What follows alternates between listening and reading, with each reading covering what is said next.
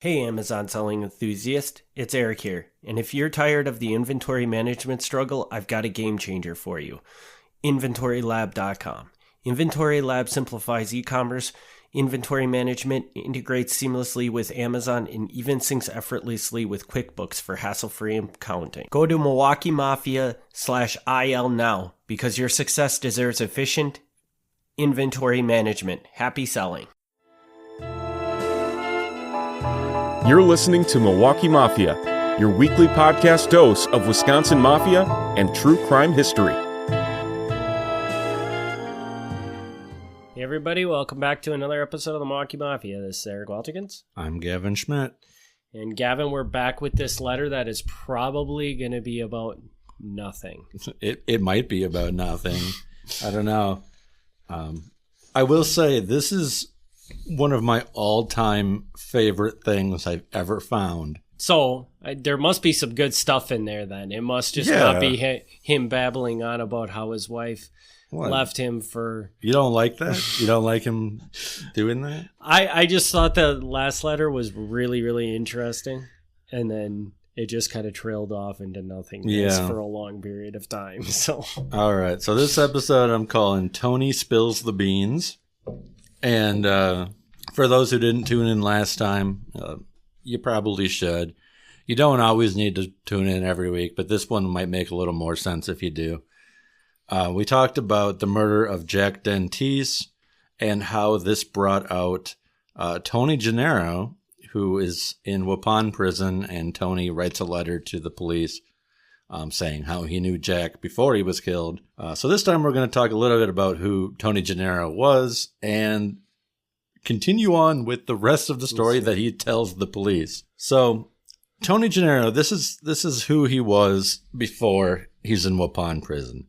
In January 1933, he is one of 5 Italian guys who display fake badges and claim to be federal agents to enter the house of Sam and Francis Lido in West Allis. Sam is at work.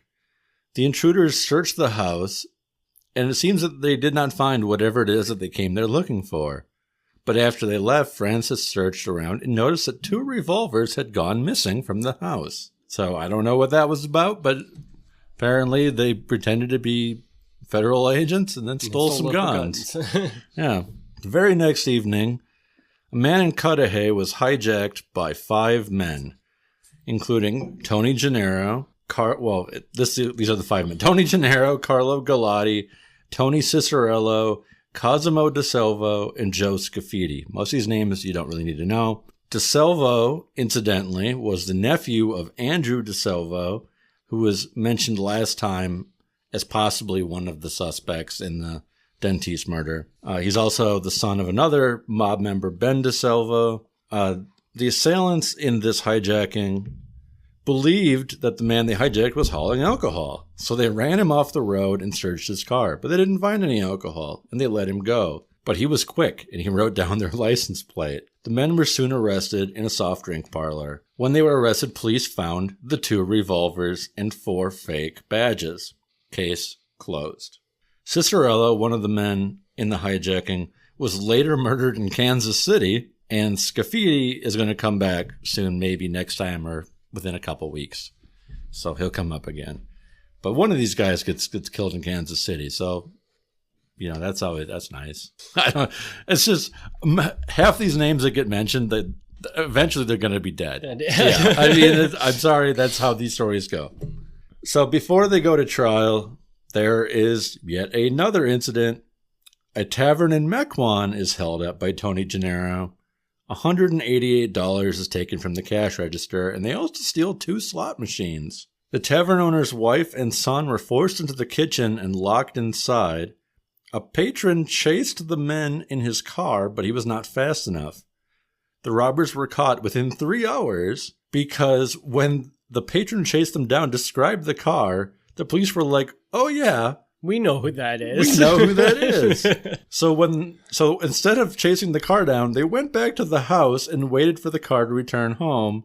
And sure enough, eventually it did, and the cops arrested the men involved. The suspects took off. Well, some of the suspects took off on foot, but were quickly subdued. One of the men had a .38 in his pocket, and everyone had some of the money on them. And all three of these guys that were caught, including Tony Gennaro, were sentenced to 10 years in Waupun State Prison.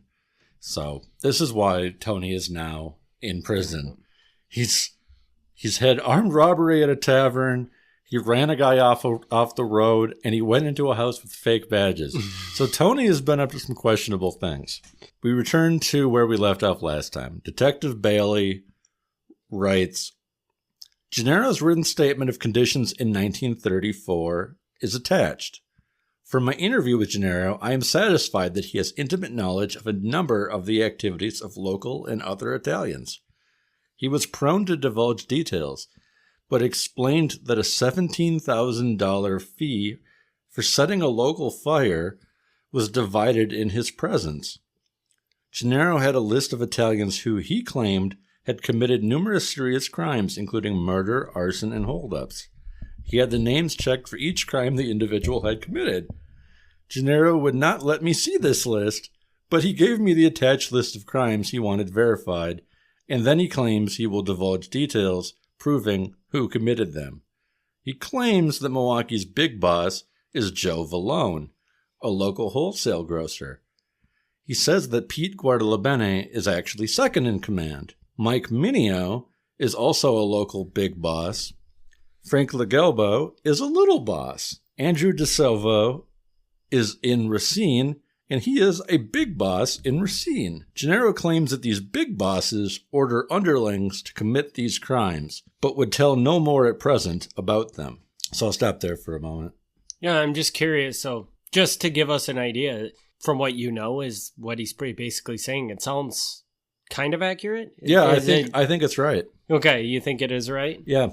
Yeah. And then now the other thing you said earlier in the letter, there was something about a $17,000. Yeah. Now this is crazy because apparently somebody, maybe this will come up later in this, but he sees them dividing up money in front of him for starting a fire, usually like for insurance fraud, usually. Okay. And apparently the fee to do that was $17,000, which is ridiculous. Because I've translated that, and in today's money, that's $297,000. So the building they were burning down probably wasn't even worth that. Well, I don't know. Like I said, maybe it's in, I don't remember what's all in here, but I mean, if it's $1 million insurance payment, then I guess it's worth it. But it does sound like a lot of money. Yeah. Bailey continues. His former wife, Grace, who is now married to an Italian concertina player and living in Milwaukee, could give us details of the present local situation if we could make her talk. He would not say much about her activities, but is very bitter towards the local big shots from the 3rd Ward. He believes that they had her divorce him, as his friends wrote him that she was outstepping with the big bosses when he was sent to prison. She is an Italian girl. Gennaro claims that a Carl Dane, who was arrested with him one time, is wanted in St. Louis for murder, but would not give any details until the above-mentioned list of crimes are verified. Gennaro requested that he be deported at once, but this request was not granted. Now he is very anxious to be put on parole in September of this year. My impression of Gennaro is that he may be able to help us solve the Pasquale Caruso murder, which you might recall from a few episodes ago, and other local crimes committed by this gang that happened before 1934, before he was in prison, as he was very intimate with their activities and is very bitter towards them at present because of his wife divorcing him and the lack of assistance from Italians to gain his freedom. Submitted, Detective Bailey. Now I think this is crazy, so I'm going to preface this. There is a famous Mafia informant named Joe Valachi. And Joe Valachi kind of grew up in the mob in the 1930s, and then in the 1960s, he turned and they paraded him about. They put him on TV. They asked him questions. He went before the Senate and everything. And he was out of New York. Okay. And he was like this. Everybody was like, wow, this guy's really, really spilling the beans on everything. And he was. But I think there were guys doing it before him. Like, he gets a lot of credit as like the one who really breaks open the Mafia story. But as we're about to see, Tony Gennaro, in his own little way, is like the Milwaukee version of that. Yeah, it's like the Milwaukee version of Joe Valachi. So here is the list that he knows about, with my notes on it. There are 7 things on the first list, and there are 4 things on the second list. Okay. Gennaro says, 1. In 1930, a man named John was murdered in his garage in Des Moines, Iowa. The contract between the gangsters and the big shots was $2,800 for this murder, but they only paid out $1,050. I was not able to verify that one. A guy named John in Des Moines, Iowa is not enough information that I was able to figure that out. So you weren't able to figure out who this person might have actually been or anything like that. Yeah, so whether that happened or not, I don't know. Could not verify that one. Number 2. In 1932, Angelo Torello was murdered in his car near Rockford, Illinois. He was the father of 2 children and lived in Kenosha. The contract between the gangsters and the big shots was $7,000. The big shots paid out the money this time. Actually giving a name is helpful. Torello is a real person. He was 37. The Chicago Tribune said that he was allegedly the boss of a southern Wisconsin rum ring. So he was a bootlegger. Okay. He was killed a few miles north of Oregon, Illinois in April 1932. And just for our information, Oregon, Illinois is by Rockford, I'm assuming? I actually don't know that offhand. Okay. but he's generally right here. A witness said the car that held the killers had Rockford tags and license plates. Supposedly, he was moving in on Rockford's liquor territory. 1 week later, his house in Kenosha was burned down, and the fire inspector found his furniture had been soaked in kerosene. A few years earlier, 2 Rockford liquor investigators had been involved with Torello in a robbery of a Kenosha theater. Torello's cousin was a man known as Jimmy the Bomber, who is a Chicago outfit member, Chicago Mafia member, who was later murdered. Coincidentally, Angelo Torello's sister married another guy who was a member of the Rockford Mafia, and they lived just a few houses away from Rockford boss Tony Musso. Torello's brother, Joe Torello, was also a bootlegger, and he was connected to the biggest bootlegger in Canada named Rocco Perry. This is all off on a tangent, but the point being here is he was right about this. He got the name, the date, and the place right. So that he was correct. Number 3. In 1933, Rocco Siciliano was murdered in the road near Madison. He lived in Springfield, Illinois. That's all he has to say about that. And he's partially correct this time. Siciliano, who was 41, was the owner of a dance hall. He was shot in July 1933, so he's right there, and dumped in a ditch in Illinois north of Springfield.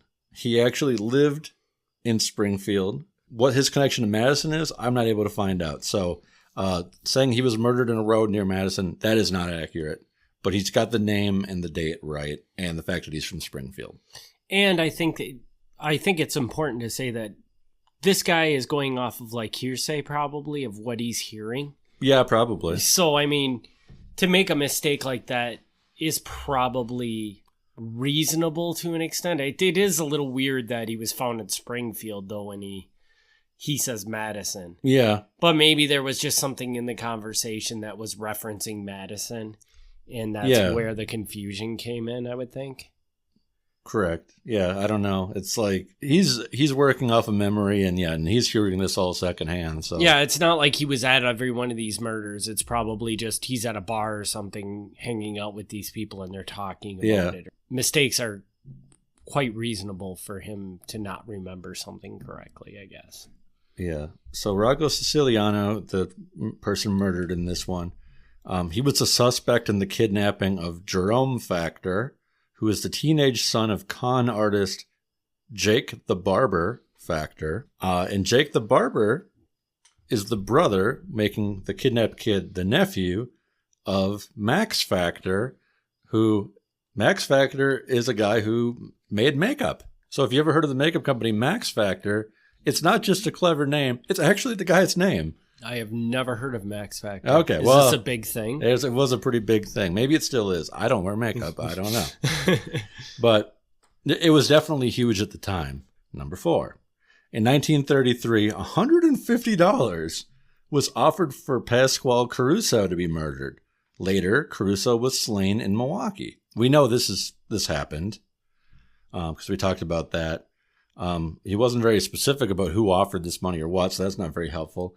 And why they only offered $150, which is, even in those days, is pretty low to kill somebody. Maybe the guy was just really not liked, so there was just people lining up to take him out. Well, and I believe, if I recall, that was kind of how the story went, is that he was just, everybody hated the guy. So, yeah, they probably didn't even have to pay anyone. Number 5.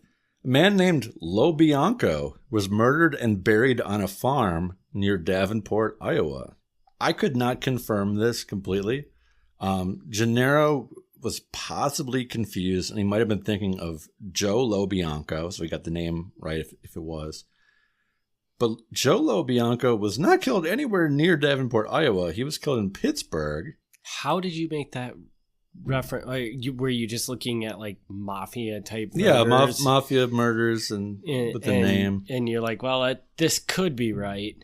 I mean, could be. It's a man with the same last name and the same date range that he's working with, but I mean, that's pretty far off. Yeah. So I don't know. Number 6. In June 1933, men working for the Big Shots held up a bank in Des Moines and escaped with $10,000. One of them was killed by a deputy, and $2,000 was found in his shoes. This is correct.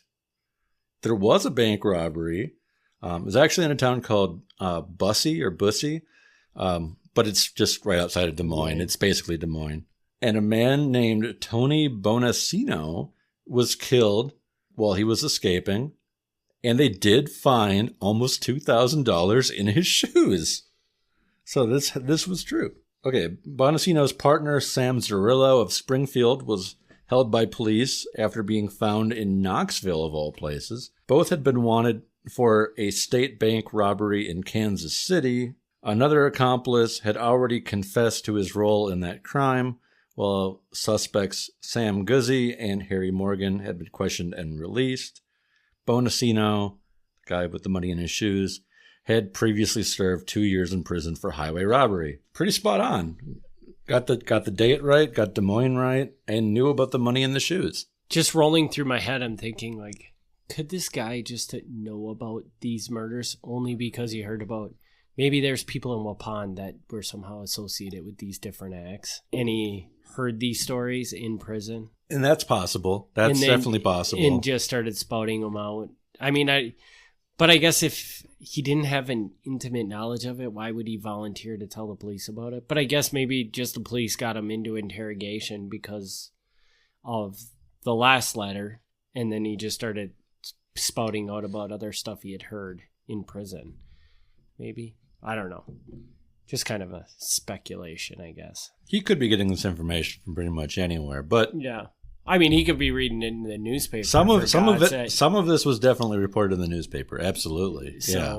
But I'm impressed that the fact that he's getting this kind of a distance, like that he's in Milwaukee and he's getting the middle of Illinois and out to Iowa and he knows these things. I think that's pretty good. Yeah. All right, number 7.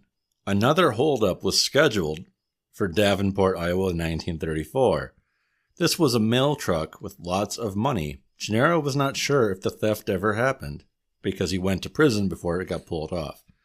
As far as I know, this did not happen. I don't know if he's accurate or not because there's no way to check it. He also had 4 events that he was not sure that happened, and he wanted police to verify them to see if they had happened.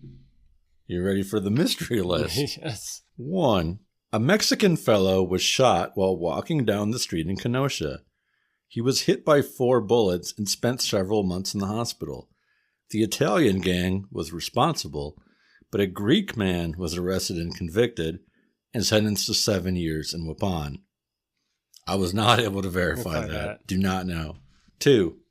In winter 1927, a teenage girl was walking down the street near the police station at 9 o'clock at night and her face was cut by an Italian because she refused to go on a date with him. I was not able to verify that. I figured you wouldn't be able to. Number 3. In 1929, Anthony Ozzolotti was shot while walking near an old church in Kenosha. He had 4 children in Italy and was killed by order of the big shots. This is true. This happened. Police did find the body of Tony, and this guy gives it as Ozzolotti, but his name's actually Lanzalotti, but same thing. He's close enough. Yeah. Of Tony Lanzalotti of Kenosha on Sunday, February 17th, 1929, lying in the street on 22nd Avenue in front of Our Lady of Mount Carmel Catholic Church. 4 bullets had entered his back and neck, and a .32 double-action Colt revolver was still in his right hand. All 6 .32 slugs, whatever, had been fired. Nearby, homeowner Frank Pingatore told police that he had heard shots. No killer was known, and the last person to see Lanzalotti alive was Dominic Matera, who spent the afternoon with him. The police searched Lanzalotti's home and found a box with more .32 bullets. They questioned his landlord, but he knew nothing about Lanzalotti having enemies.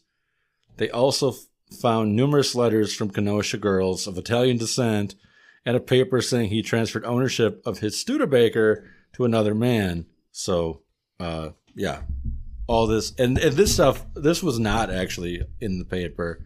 This came out of a coroner's inquest report. So not public knowledge is what that would mean. No. Okay. So that was pretty good. That was pretty good on his part. One more. Okay. Since 1924, 12 to 15 men were murdered in Kenosha by the same hands and always by command of the big shots. These men were connected to Des Moines, Madison, Milwaukee, Davenport, Kenosha, Springfield, Rockford, and Kansas City. This is so broad, I have no idea how to confirm that. Many people in the Italian gangs were murdered in Kenosha. I mean, that's true. That's a fact. But I have no way of knowing what he's referring to here because he's not offering any names or anything. I really wish they would have come down and been like, tell us more. Yeah. Can we drill these down a little bit more? But if they did, I don't know about it. It's not in the police file. Like in the police file, it's like the letters back and forth between the police and Tony Gennaro. And it kind of ends with this list. So I have no idea if the police even like looked into this list or even followed up with him on it. I mean, I'd like to think they did, but that record is gone. So it's like it comes to me and I'm like, okay, this is a guy who, like, at least on the surface, he knows things. Like, talk to him, get him to name a couple more names. Like, you can go somewhere with this. He knows things, and he's apparently for some reason, very willing to talk about. He's very willing to talk what he knows. So yeah, and it could have been a gold mine of information. That's what I'm saying. I'm like, if you can get him to name a couple names and whatever, like, this guy's amazing. Because he clearly does not care. Like, whatever. He's like, the rules they're gone. I don't care. You took my wife away from me. Now I'm mad. So now what I want to do is I want to do my favorite thing and probably your least favorite thing. Oh, yeah. Like this. I want you to take off your research hat and I want you to speculate. Yeah, okay. So you've talked about this letter. Obviously, there's a lot of information in that. You talked kind of about how it's spread out all over this huge geographic range. Yes. Theories. How does this guy know? I mean, he was obviously connected to the Milwaukee Mafia. We talked about names and people that we obviously know were in the Mafia. Right. That he was associated with. So he had those connections. But how does he get such a wide range? Is the thought that these are all Mafia-connected murders? And why is the Milwaukee Mafia going after people in Davenport, in Iowa, and Des Moines, Iowa? Yeah. Which I guess Davenport, I don't think any of the things he mentioned you could verify that they even ever happened. Yeah. That's a good question. I can actually talk about that a little bit. Okay. So if you're trying to draw like a network of like how the different mafia groups throughout the country are connected, there's definitely a big gap between like the Midwest and the East. Not that they don't work together, like if they have to or if it's convenient, but they just generally don't. New York guys pretty much hang out in New York.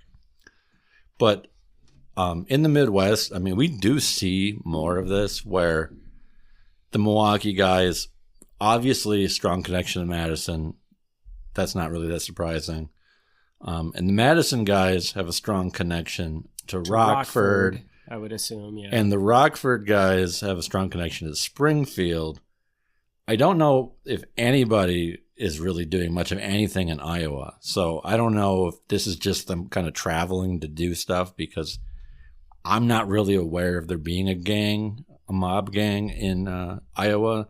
If somebody wants to prove me wrong, I would love to know about it. But Iowa's pretty small. Mm-hmm. So but then again, I mean, Rockford's small, so I guess that's possible. So it's really not that strange because of this network, and even from there, like to Kansas City and St. Louis, they do connect. So like Milwaukee guys aren't generally doing a lot of things in these other areas, but they know these guys. So it could just be like sitting in the bar, he's hanging out with a bunch of Milwaukee Mafia guys, and they're talking about some hit that happened in Rockford because their buddy told them about it because they know this guy over in Rockford or something. Right. Like that. And I could see how that would happen. Yeah. And the interesting thing about it too is that I find like the money, the fact that he could say this hit was ordered and the money paid for it was such and such amount or whatever. Yeah. That obviously suggests that if this is valid information, he had some very tight insider knowledge to it. Yeah. I mean, we have to go off the assumption that this is true. But if it is true, the average person, they would not know what the price on someone's head is. That's not going around publicly. You have to hang out in the right dark corner in a tavern to get that information. Yeah. Now, do you think this guy was he just in the right bar at the right time to hear these things, or do you think he was pretty high up in the mob to be able to know this type of stuff? I don't think he was high up at all. I don't think he actually just happened to be in the right place at the right time, hearing the right people talk about something. Yeah. I mean, this guy, if it weren't for the fact that he wrote this letter, I probably would have never stumbled on him at all, because he's not, as far as I can tell, he's not related to anybody else. He's not, I mean, the couple things he did, like, I found that in reverse. Like, I find this letter, and then I'm like, who is this guy? So, I do my backwards news search to figure out who he is and what he's done. But those crimes that got him in prison, they probably wouldn't have even got on my radar. Yeah. So. And it sounds like he was there, he was doing stuff, he knew people, he was connected. Mm-hmm. He didn't last very long before he ended up in jail. Right? I mean, there's not a long history of him doing anything, unless he just happened to been around for 10 years and then got caught up with the wrong group and immediately just started getting caught for everything. But it just sounds like he went out, got caught for everything, and got thrown in jail. Yeah, I mean, and he does say he was in the alcohol business for a while, which he didn't get caught for that. Yeah. So maybe he was really good with the alcohol business. I don't know. And then he tried to get into more crime and realized, I'm not very good at that part of it. Apparently, yeah. So, no, I mean, my speculation on that is he's pretty low. I couldn't even say for a fact if he was a member or if he was, what we call the associate. I'd like to think that he's a member, that he's getting at least this prices on people's heads. I would like to think that's not just going around to anybody. But I don't know that. I have no idea. I could see if he was a member, he should know better than to talk about it. Yeah. I would, and I'm going to get to the whole talking about it thing, because I also have a theory. I want to hear your thoughts on it with that. Okay. But I think he may have been an associate, but if he was an associate, he was tight with a member. And that's how that works, yeah. Yeah, and that member really trusted him. So he might have been able to go places where a lot of associates weren't allowed to go, but that was because this guy would bring them there. That makes sense. Yeah. That would be kind of my theory on that. And that is basically how that works. I mean, because when you get in because you have a sponsor. So, yeah. He'd have to be tight with somebody before he ever got anywhere. Yeah. So, and then my thought on your reaction to, so he talks about how in the original letter in the last episode, he talked about how he was obviously very bitter about the fact that his wife left him. His wife went off and started whoring around with other people in the third ward. Well, you don't know that. Well, you don't know but that. I mean, that's what he speculated, and obviously she ended up getting remarried, which sounds like her new husband wasn't even a bad guy. No. Not even mafia tied. No, so, he's actually a really good guy by, all the reports and everything. But I almost wonder if he was bitter about the way that all went down, that it made him just not care. And he was like, yeah, I'm going to spill the secrets of all these people. Yeah. All these people, because they ruined my life. They took my wife. They did all these things. Well, I mean, that clearly is what happened. But it is still weird, though. I think the weirder thing is that they took his wife away, but... Do you know, does he ever get out of prison? I mean, he gets out of prison, of course, but I don't know where he ends up.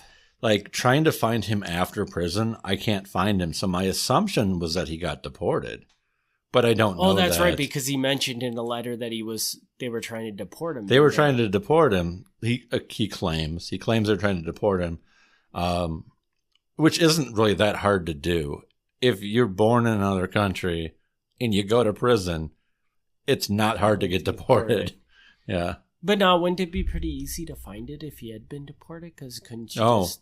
No? No, because there's... Like, if you come to this country, there's immigration records. But there isn't records when you get shipped back? No. Like, I mean, there is, but it's, like, through, like, the State Department and things like that. It's not, like, easy, like, looking up a name in, like, a ship record. Mm-hmm. So they don't have like ship records for like who's leaving. Only for who's coming in. Yeah, I suppose that makes sense. Well, you were recently in Mexico. I was.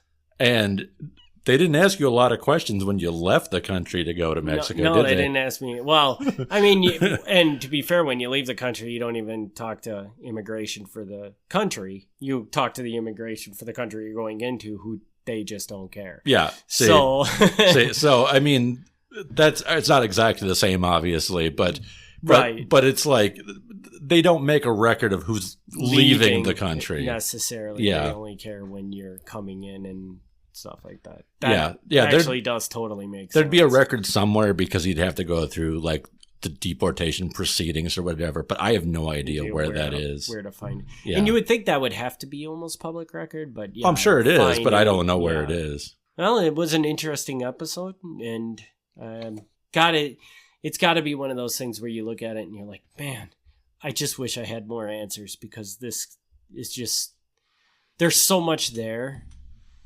And just to be able to verify every one of them. Because they probably are all accurate to an extent. Yeah. And it's just a shame that he didn't know at least a name for each one of them that you could at least I would have liked to have got it a little bit more. I mean, I thought it was, even if he's getting this secondhand, even if he's getting it from other people in the prison, wherever he's getting it from, I just think it's neat that he's putting together this network of people in southern Wisconsin, Illinois, Iowa, and being like, yeah, this is all one thing. Mm-hmm. Which at this point in time, I don't know that the police, I mean, they knew that there were Italian gangs. They had figured that out a while back. Right. But I don't know if they really understood the connections. Yeah, how this all worked yet. Yeah. And it's funny that you never found anything beyond this. And I almost wonder if they just shelved it. Yeah. Like if they just looked at it and said, well, sounds like a lot of work. Let's just not do it. Well, I'll be fair. I'll be fair with them. And so this letter, if people want a copy, I mean, I can always make them a copy. I have that. But where I got it from is it was in the Jack Dentiste murder file. That's where I got it from. So it's entirely possible that there was more correspondence, but it didn't go in the Jack Dentiste file because it's not specifically connected to that. So this letter got put into a different file with a different case number, and you have no idea what that case number is, essentially, is what... It's possible. It's possible. And the problem with that is, unless it is a homicide case, they do not keep these cases. So if they just had like here's our random file on things Tony sends us, somebody shredded that a long time ago. Yeah. That's too bad. Yeah. Like the only things that they keep, almost everything else they shred after like 10, 15 years. So the only things that stay on the books basically forever are the murders. And that's only relatively recent because, as we've learned, before the 1930s, those records don't exist. So it wasn't until somebody was going to throw out the 1930s ones where they're like, wait, maybe we shouldn't throw these. Yeah. So. All right. Well, you got anything else on this one? No, I have one random thing at the end. It's not really related, but Captain Kraemer, the guy who was kind of in charge of the Dentiste investigation and who Tony tried to correspond with, but Kraemer sends his assistant instead. He ends up to go on to be the longest-serving police officer in Milwaukee history. Oh. Kraemer is on the Milwaukee Police Department force for 49 years, which is a long time for a police officer.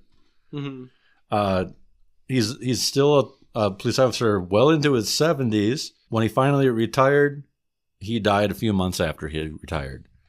But, so, I mean, life wasn't worth living after he was stopped being a police officer, huh? No, but I mean, that's a real commitment to the job because, as I'm sure most people know, you get a pretty decent pension as a police officer. You get pretty much, if you hit 50, you can kind of take it easy after that.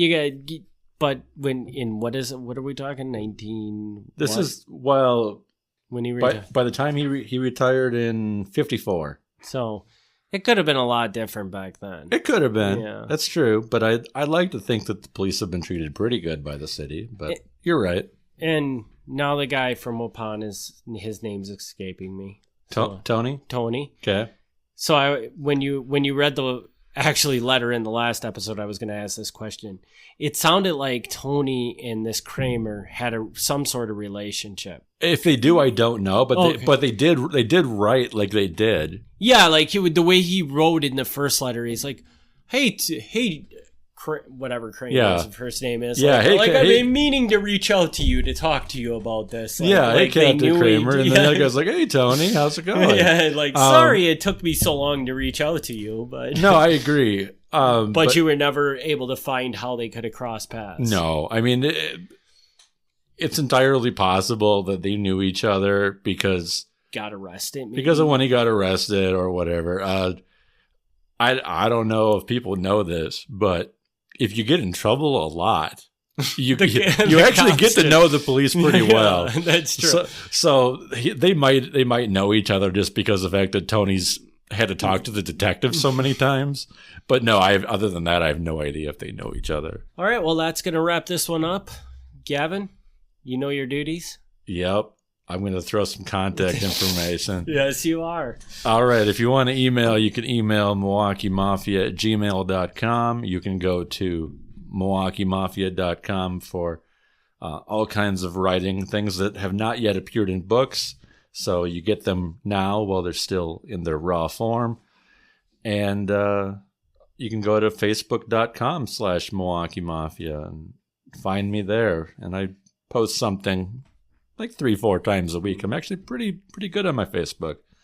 And as always, if you like this show, please drop us a review on your favorite podcast player. We will be back next week with another full episode. And thanks everybody for tuning in. We'll see you then. All right. Thank you. Thanks for tuning in to the Milwaukee Mafia podcast. Join us next week for another look back at Wisconsin Mafia and true crime history.